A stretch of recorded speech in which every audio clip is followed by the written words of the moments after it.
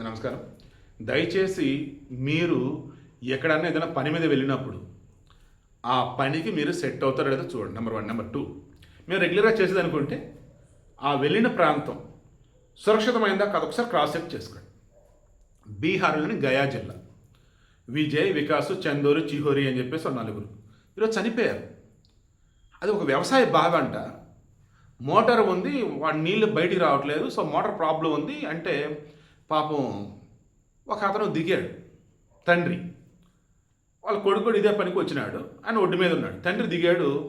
ఈలోపు ఆ లోపల ఆ నీళ్ళల్లో మరి ఏం కలిపారో మరి ఏంటో తెలియదు, కానీ ఆ లోపల నుంచి విశ్వవాయువులు పైకి వస్తున్నాయి.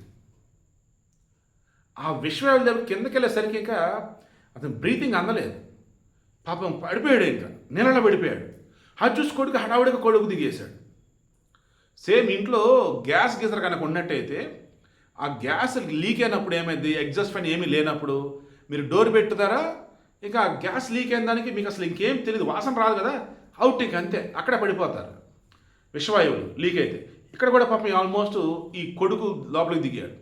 కొడుకు వాళ్ళ నాన్నలాగే ఇది చూసి ఇంకిద్దరు ఏం చేశారు, వాళ్ళు హడావుడిగా దిగేశారు.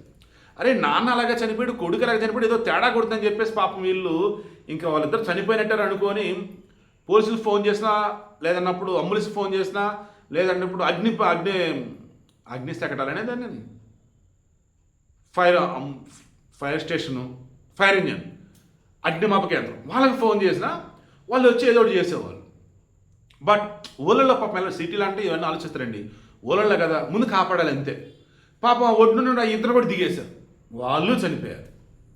ఇక నలుగురు చూసిన మీద వాళ్ళు భయపడిపోయి ఈ అగ్నిమాపక కేంద్రంలో కబురు పెట్టారు, వాళ్ళు వచ్చారు. ఘోరం ఏంటంటే వాళ్ళు ఎక్స్పర్ట్స్ అయ్యి ఉండి కూడా, ప్రికాషన్స్ తీసుకొని ఉండి కూడా మరలా వాళ్ళు అక్కడ స్పృహ తెప్పిపోతుంటే ఒరే నాయన ఏంటి ఘోరం అని చెప్పేసి ఇక అప్పటికప్పుడు ఎక్స్పర్ట్స్ని పిలిపించేసి అందరు జాగ్రత్త ముందు కాపాడి పాప నలుగురు శవాల్ని ఆసుపత్రి పట్టుకెళ్ళారు.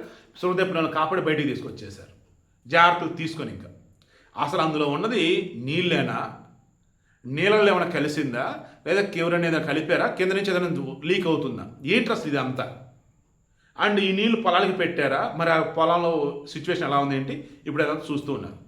వీడికి నెక్స్ట్ మీకు అర్థమైంది కదా, చాలామంది ఈ మధ్యకాలంలో యంత్రాలను వాడిని క్లీన్ చేస్తున్నారు.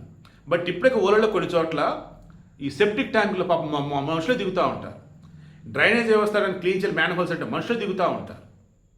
బట్ ఇక్కడి నుంచి అలా ఉండొద్దు, యంత్రాలను వాడండి. మనుషులు దిగాలి అంటే ప్రికాషన్స్ తీసుకొని దిగండి ప్లీజ్.